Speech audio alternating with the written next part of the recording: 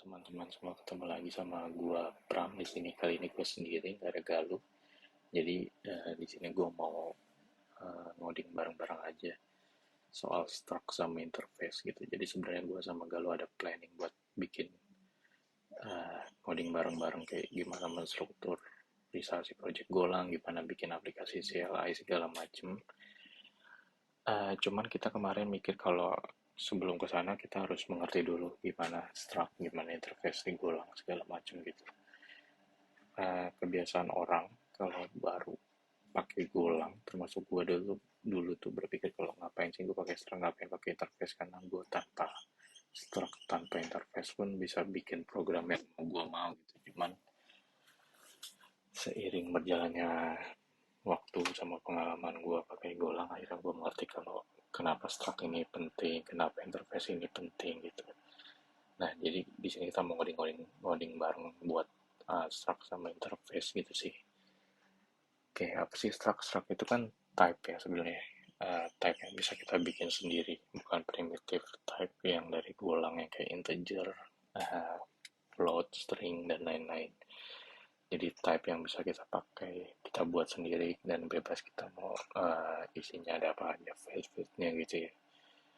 Oke, ini langsung aja kita buat ini dulu ya. Kita declare dulu problem statementnya apa.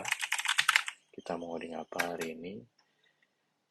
Untuk belajar struct sama interface. Oke, anggaplah kita sekarang punya problem statement. Buatlah program untuk mendata dan mengelola gaji pembalap F1 misalkan ya. Oke, jadi ini kita pakai contoh yang real world usage-nya kelihatan gitu ya, bukan yang kayak gimana ngitung bangunan luas segala macam gitu, supaya bisa lebih masuk gitu pas kita belajar ya. Oke, langsung aja ini gue buat main.go, ini package main main, ini coba kita print line dulu, hello world. Oke, save.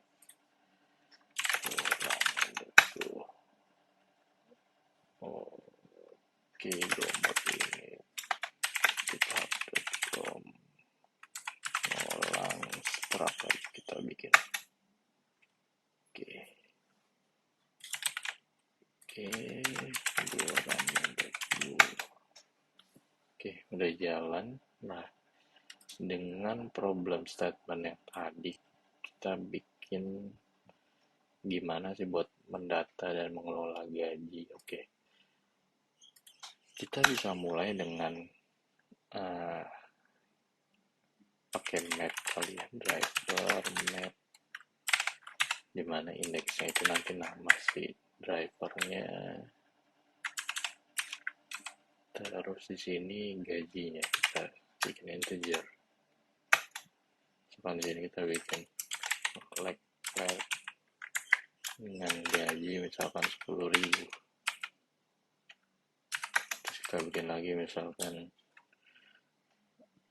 siapa max dengan gaji 2.000. Oke, drivers. Ini kita coba print. Nah, ini map kita udah jadi nih. Oke. Nah, gimana sih kita supaya, selanjutnya kan kita udah punya datanya nih, data dari drivernya. Terus gimana mengelola gajinya? Apakah kita mau menaikkan gaji dari si pembalap ini? Kita bisa pakai for loop kali ya, for loop index value, mapnya kita looping drivers. Di sini drivers index i sama dengan index i dot ini ada value nya langsung ya, berarti value sama dengan kita tambahin misalkan 5.000. Oke, jadi sebelumnya 10.000 sama 2.000, kita tambahin 5.000. Kita jalanin, nah dia nambah 5.000. Karena di sini kita tambahin 5.000 gitu. Nah, oke. Cuman kan di sini kayak kurang serp gitu. Gimana kalau kita harus looping segala macam, nanti gimana kalau kita bikin kondisi segala macam gitu. Jadi gimana kalau di sini kita bikin function aja buat nambahin salary-nya. Misalnya kita punya function increase salary,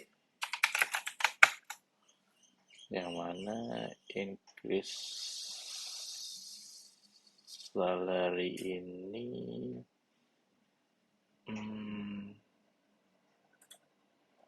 berarti dia nerima map, drivers nerima map, dan ini kita pindahin ya, kita pindahin ke sini ya, increase salary is unused. Berarti ini kita harus panggil driver, kita kirim. Nah, ini kalau kita jalanin dia pasti nggak berubah hasilnya. Oh sorry, berubah ya. 7.000. Kayaknya karena udah pointer ya, jadi berubah ya. Oke, udah jalan. Nah, sekarang gimana kalau ini kan kita punya problemnya mendata ya. Data itu kan nggak cuma nama sama gaji ya. Gimana kalau kita mau nambahin negara, umur, misalnya segala macam. Ya mungkin solusinya lagi kita bisa di sini bikin map lagi, kita mapping lagi segala macam. Tapi kan itu kan nggak enak ya gitu. Atau bahkan di sini kita bikin struct lagi. Kita bikin di map kita pakai struct yang mana jadi kayak nggak clear gitu plotnya. Jadi di sini gue mau propose kita pakai struct. Misalkan kita kasih struct driver. Nah di sini dia punya field pertama nama pasti string, terus misalkan country string, terus dia juga punya salary integer. Oke, 3 aja, kita pakai simple aja. Atau kita tambah lagi deh integer. Oke, nah kita udah punya struct driver. Nah, jadi udah terencapsulate di sini data-data drivernya. Jadi daripada kita pakai map kayak gini, kita bisa pakai struct type struct yang udah kita bikin. Di sini coba kita bikin instance baru buat struct tersebut. Misalkan untuk select class kita bikin ini pakai pointer driver name, kita bikin namanya select class, terus kita bikin country, kita bikin 8, misalkan 8 nya dia 26, terus salary-nya 10.000. Oke, nah di sini kita udah punya instance struct buat select class gitu. Soalnya kita mau bikin baru lagi buat si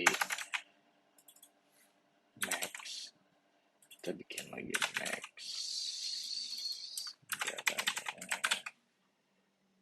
dan kita gajinya kita ganti jadi 15.000. Oke, kita udah punya 2 instance. Nah sekarang kita mau menaikkan gajinya lagi nih. Jadi di sini kita masih pakai function increase salary-nya. Cuman sekarang bukan menerima map lagi karena kita kan sebagai struct ya. Jadi dia di sini menerima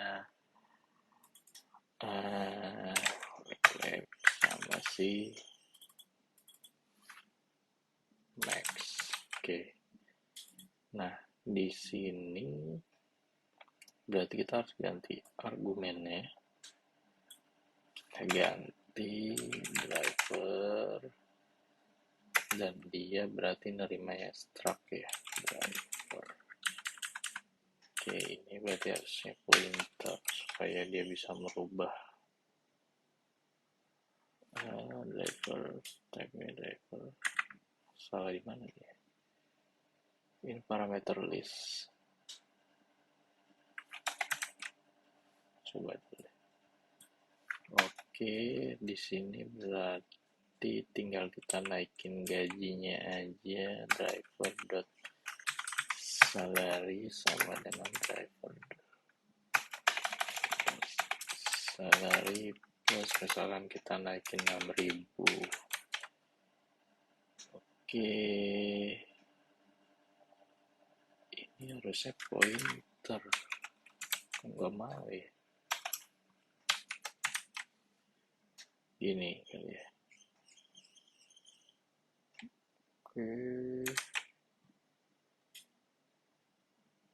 Oke, selanjutnya di sini kita print leclerc sama si max.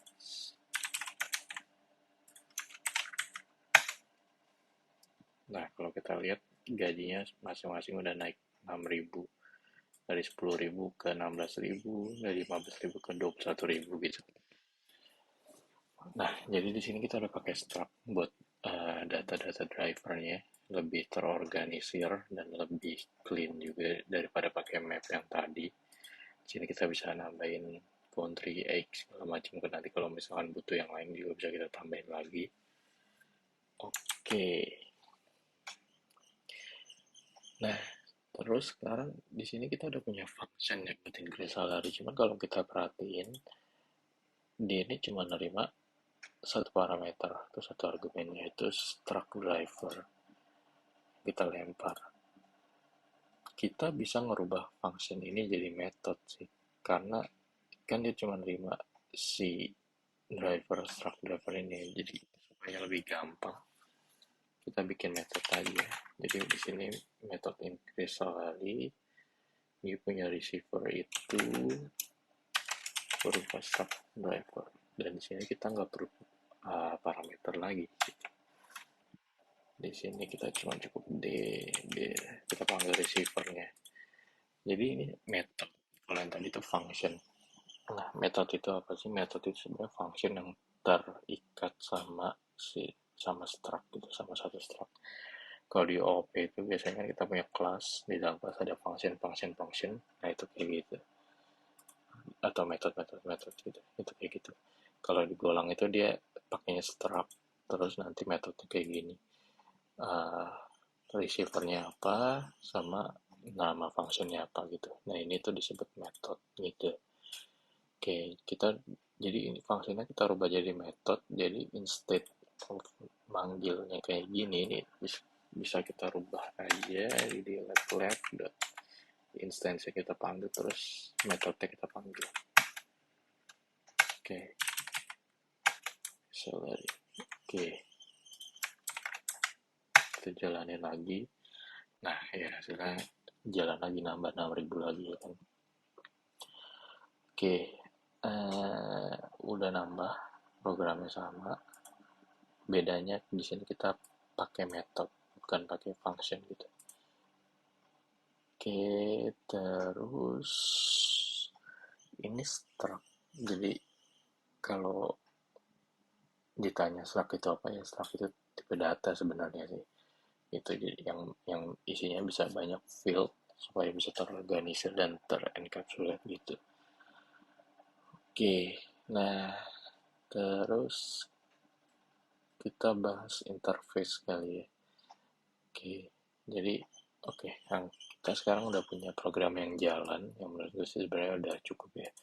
Cuman kalau misalkan kita punya mikir lebih jauh lagi, kita mau urusan yang naikin gaji ini ya urusan masing-masing tim aja. Misalkan si timnya Ferrari, ya itu urusannya Ferrari. Si Max misalkan timnya Red Bull, ya itu urusannya Red Bull aja gitu. Kita nggak mau ngurusin gimana, kita cuma perlu men-trigger kalau naikin dong gajinya gitu. Dan kita nggak usah peduli lagi gimana mereka mau implementasi di belakangnya gitu. Oke, nah itu kita bisa capai pakai interface. Jadi misalkan di sini gue bikin folder baru deh. Ferrari.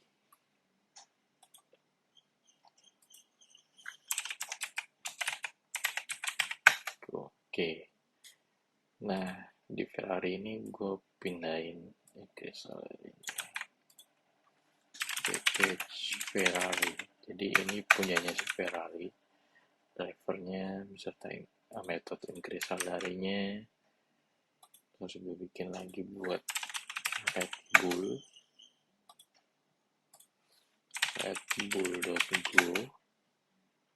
Di sini gue copy paste aja Red Bull juga. Nah, dengan begini si Ferrari sama si Red Bull bisa punya dua struktur driver yang berbeda. Misalkan kalau si di Ferrari cuma butuh name, tapi di Red Bull dia butuh first name sama last name. Oke. Ini kita bikin public ya. Jadi kalau diulang di public itu pakai huruf besar di depannya.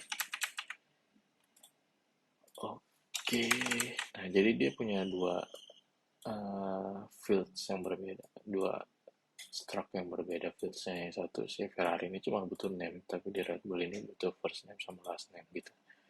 Nah, jadi dia terencapsulate, dia bisa bebas apa aja. Kalau misalnya Red Bull butuh yang lain, butuh apa, misalkan butuh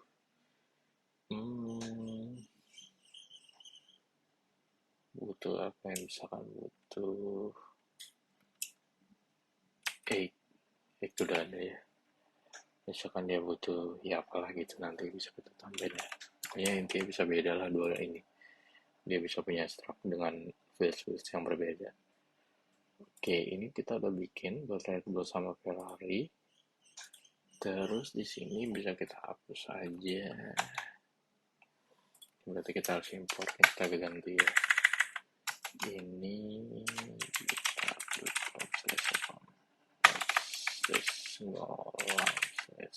apa tadi? Ngulang start.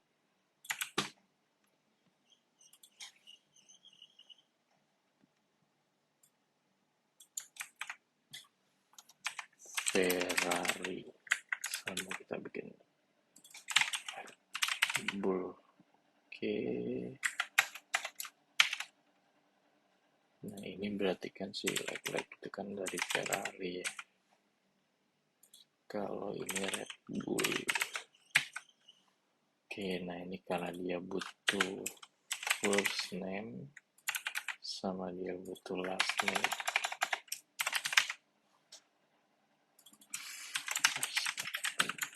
Oke. Nah, kita udah punya nih Ferrari, Red Bull. Sekarang gimana caranya kita bisa men-trigger buat naikin gajinya gitu. Oke, kita bisa pakai interface. Di sini misalnya kita bikin interface-nya promoter lah ya. Interface yang mana dia punya increase salary. Nah, interface itu type juga sama kayak struct, cuman dia isinya itu function atau method lah gitu ya. Jadi si struct ini bisa mengimplementasi interface ini asalkan dia memenuhi syarat ini, dia mempunyai method ini increase salary. Kalau kita lihat di Ferrari dia udah memenuhinya dengan karena dia udah punya function ini increase salary, di Red Bull juga udah punya gitu. Jadi secara nggak langsung si Ferrari sama Red Bull itu udah mengimplementasikan interface ini gitu. Dia karena dia memang udah satisfy requirement dari interface ini gitu. Nah, di sini kita bisa bikin satu function misalkan namanya promote.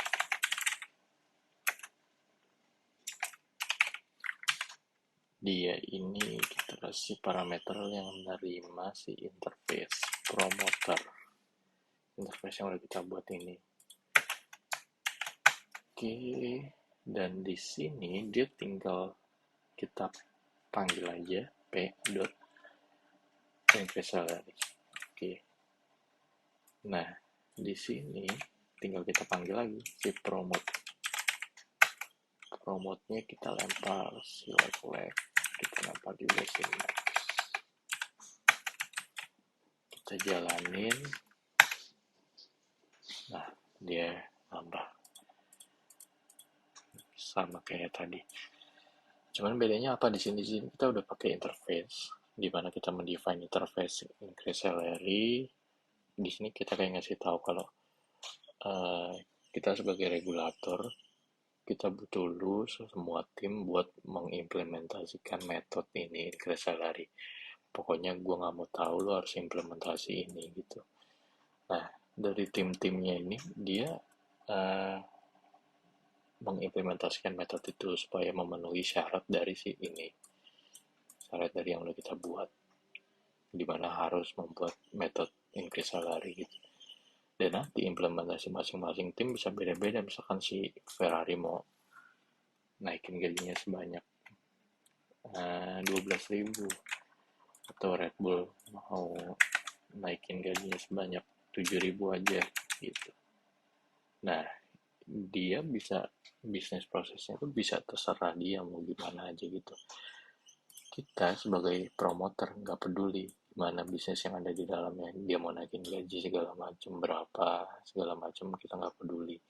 Pokoknya yang mau kita tahu cuman promote dong si ini, promote dong si ini, naikin dong gaji dia gitu. Urusan di belakangnya kita nggak usah tahu, urusan si Ferrari sama si Red Bull aja gitu. Nah, dengan begini code kita jadi semakin scalable, semakin fleksibel juga, dan kita bisa melakukan banyak. Kayak misalkan kita mau nambah tim lain, tinggal kita bikin aja tim lain segala macem, dan asalkan mereka memenuhi dari interface ini, mereka bisa kita panggil langsung di promote dan nanti gajinya langsung dinaikin gitu sih. Gitu. Nah, satu kelebihan lagi kalau kita pakai interface ini, kita bisa bikin mock ya buat testing ya. Jadi kayak misalkan di sini kita bikin main test.go package main import testing,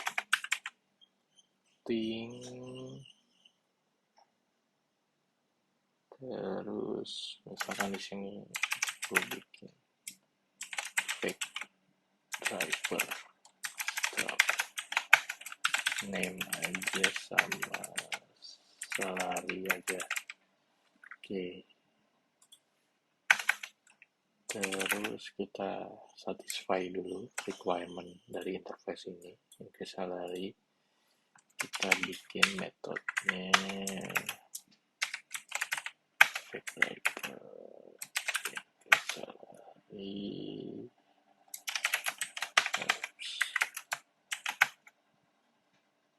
Di sini X salary sama dengan X salary. Terus misalkan yang kita tambahin 10.000 ya, 10.000, terus kita bikin tes aja lah, tes min. Oke, di sini kita bikin table tesnya, truck,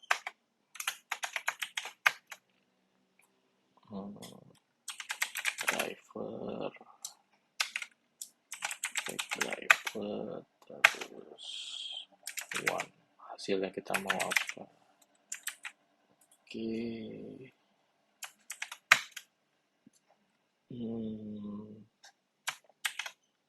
Driver sama dengan driver name-nya misalkan kita bikin Mazepin, terus salary-nya misalkan 500.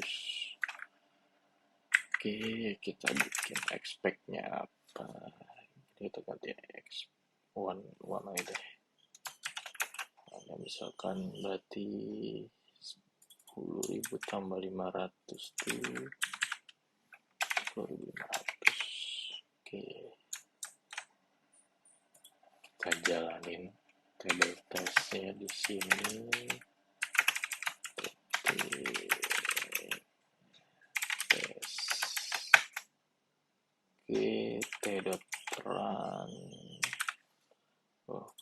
lama juga kayaknya di sini.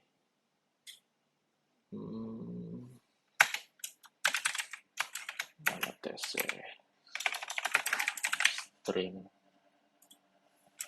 name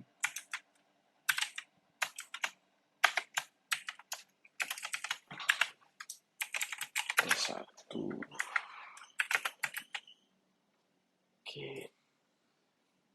Oke, run tt.name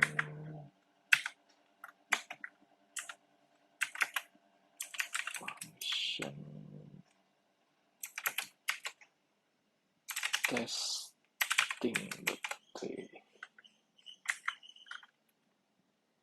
Ini berarti ini. Oke. Nah, kita panggil function promote kita masukin tt driver. Oke. Nah, di sini tinggal kita match aja if tt.driver.salary gak sama yang kita pengen, berarti t.error f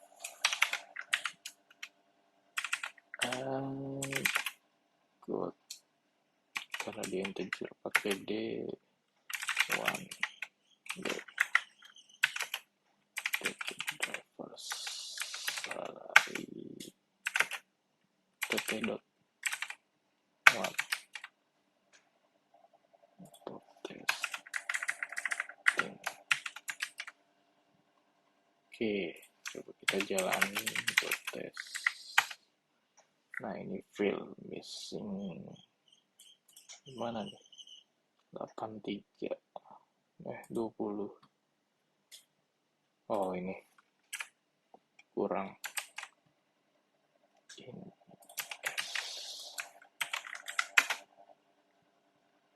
Nah, ini udah jalan. Jadi di sini kita bikin satu metode juga yang mengsatisfy requirement dari interface kita, yaitu dia harus mengimplementasikan metode increase salary gitu. Jadi kita bikin mock segala macam buat testing. Nah, ini berguna banget nanti ke depannya kalau misalkan kita mau bikin testing buat yang terhubung ke database. Sebenarnya itu kan nggak bisa ya, nggak boleh. Jadi di sini kita bisa ngomong database-nya, kayak kita bikin data dummy-nya segala macem, dan nanti mock-nya itu bisa dipakai buat testing gitu. Jadi kita nggak perlu bikin connect ke database, connect ke segala macem gitu. Itu contoh buat penggunaan di real world-nya nanti sih gitu.